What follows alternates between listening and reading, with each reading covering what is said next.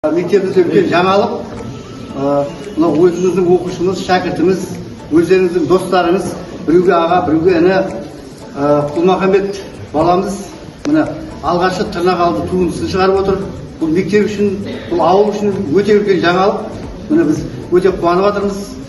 Бүгін соның тұсаукесерін сіздермен бірге бөлісіп, жасап, міне сіздерге үлгі ретінде көрсетіп, өнеге ретінде танытып,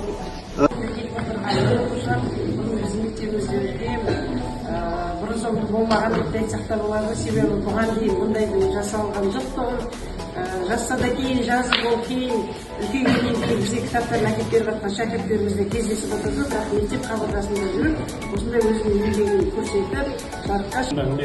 Şimdi ерекше күн. Onların incelisinin alanlarının neticeси.